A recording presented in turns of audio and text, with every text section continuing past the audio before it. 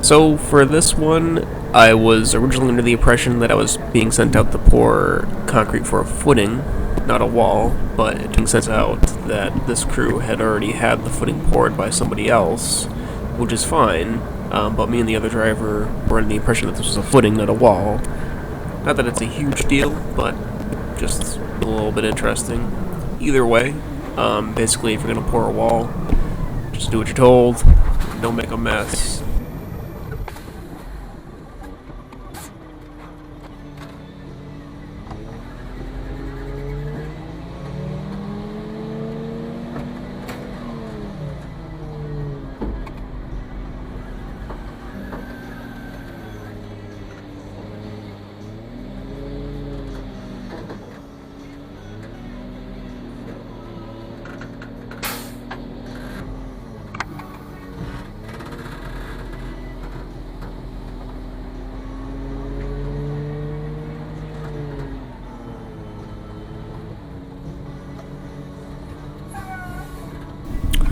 When I originally showed up on the job for this one, the other truck that you can see over there was still pouring off his load, so I ended up having to wait probably 20 minutes before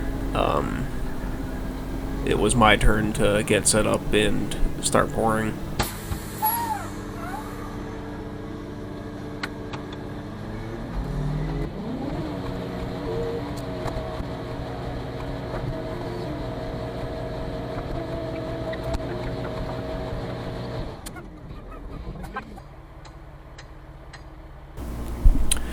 So apparently one of the guys at the end of my chute there, the one that's standing on the ground right now, was apparently very new and was still learning some of the cues and the things that he needs to do.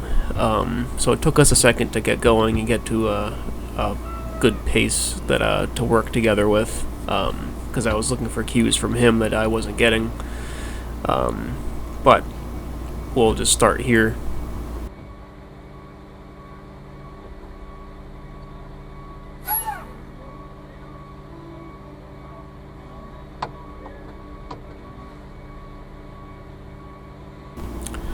Pouring a wall is sort of a balance between going fast enough to stay just ever so slightly ahead of them, but not going too fast to where you end up making a mess and having concrete on their catwalk, on their boots, and down their pants, on their shirt.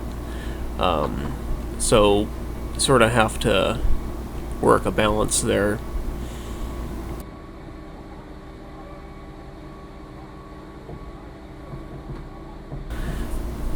For example, if you're the first truck to a wall, though, everything is open. So usually what ends up happening is you get pointed to a spot, to a corner, and you just pour your concrete super fast. You don't usually have to do a whole lot of moving. If you're the next truck, or there's something specific they're looking to do, like let's say there was a stop in a wall where they have a door cut out, then you might have to put some concrete on one side, put a little more concrete on the other side, move back to the other side where you started, or then go to the other side of said door, put some concrete on that part of the stop or wall, and then maybe go back, and then at that point maybe you'll be allowed to just finish off in a spot and move on.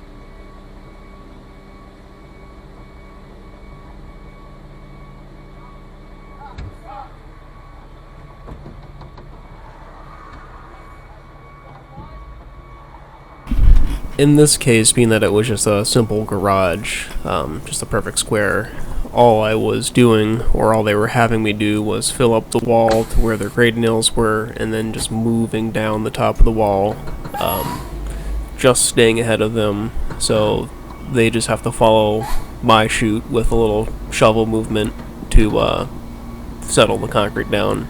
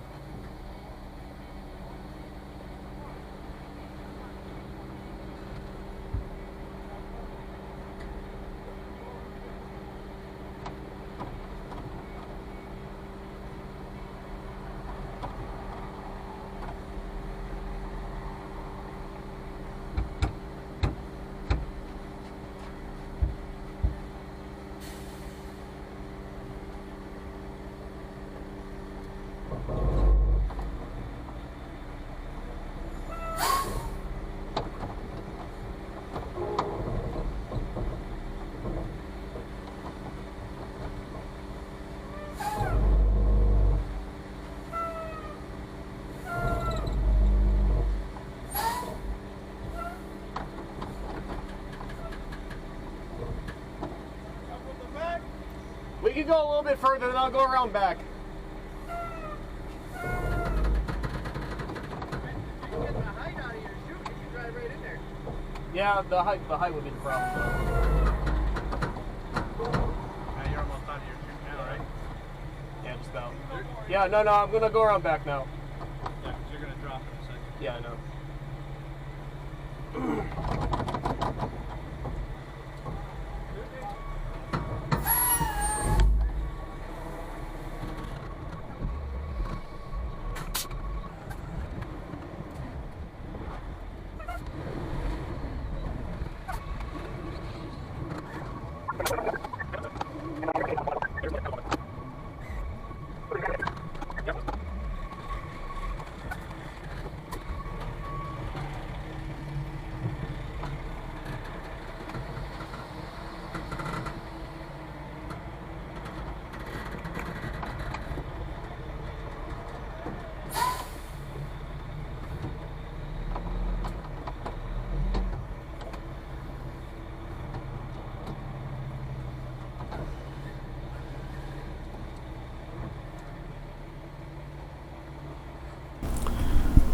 Pulling up to a wall when you're parallel to it like this is actually more annoying than you might imagine, because it's harder to not be clean.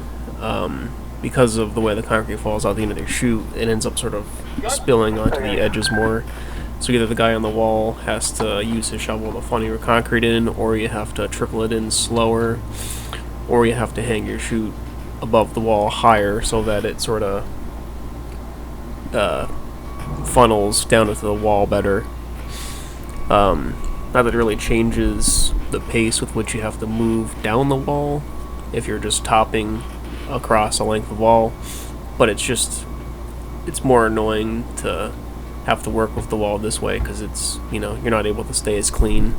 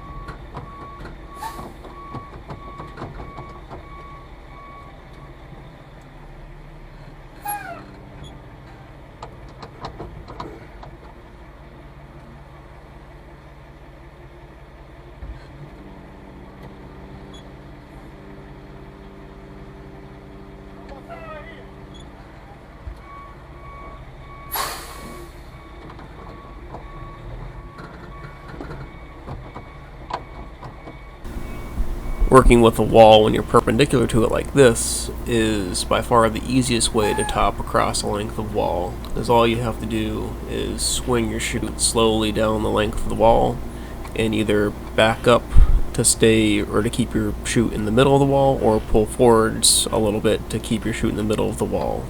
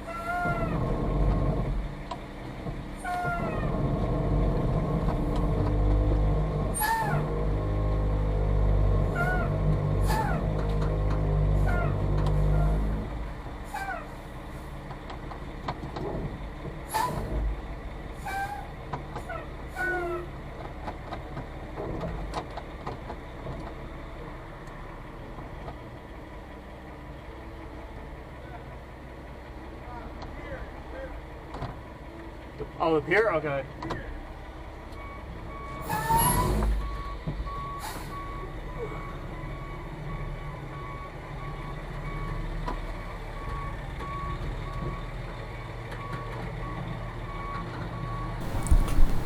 By far, the times when you have to get the truck into some of the most interesting positions is when you're pouring foundation walls and footings, because you're dealing with most of the time what's essentially freshly broken ground.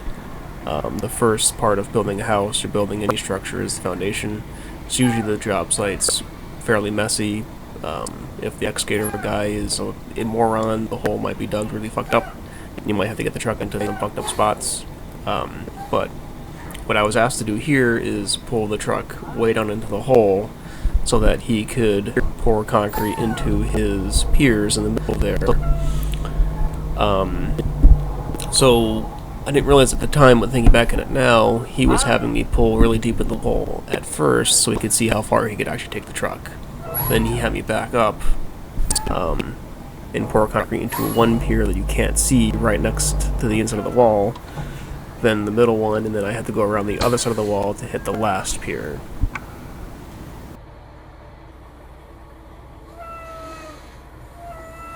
Your truck sounds like a whale.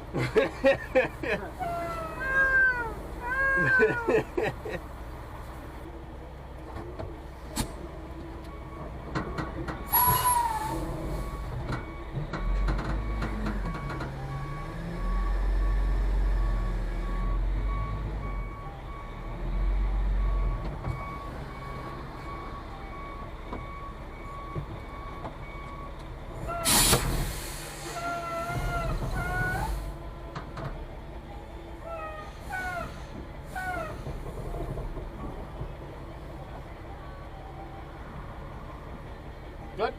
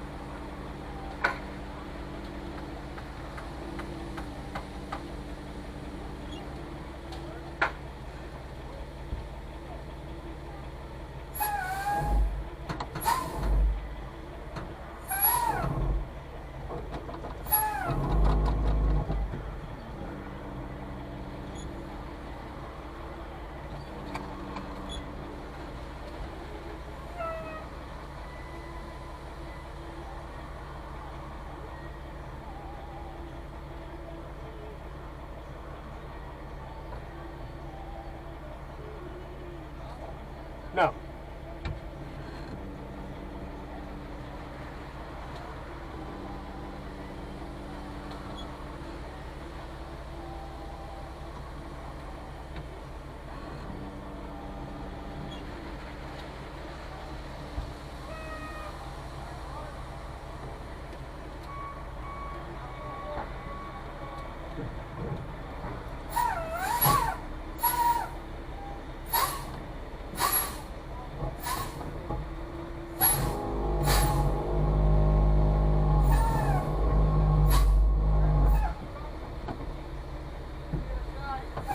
Say what?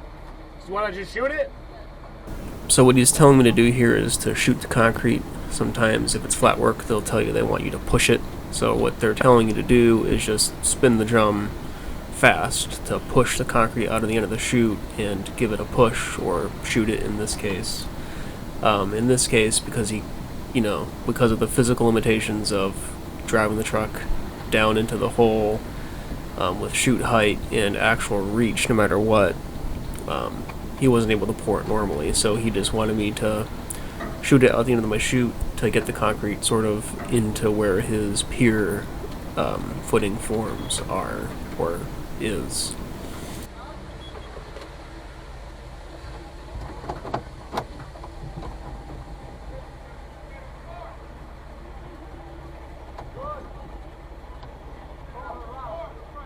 Yeah.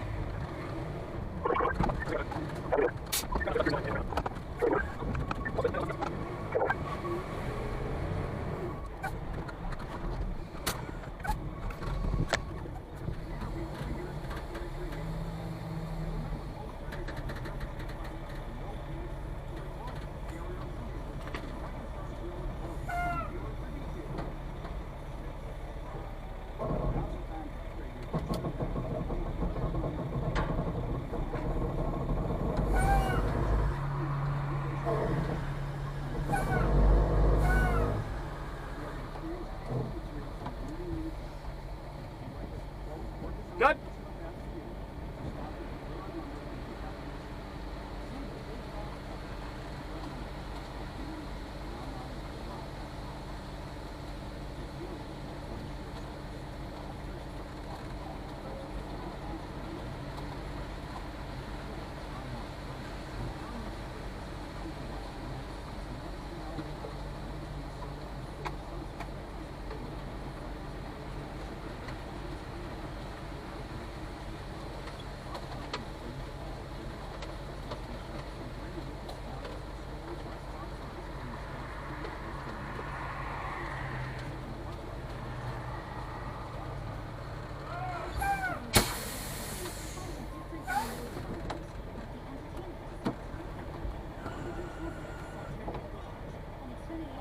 Is that it?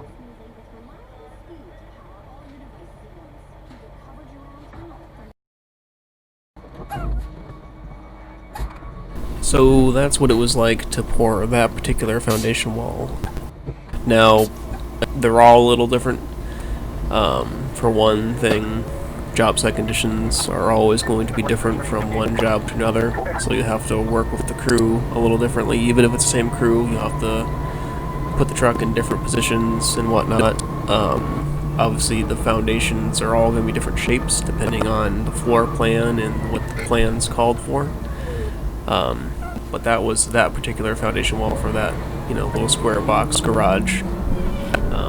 But I'll leave you here with some sights of Western Massachusetts.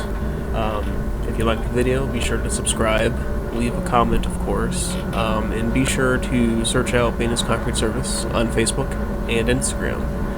I'm heading back to the plant now. This is actually the end of the day, so when I get back to the plant, I'll just be able to wash out and then park the truck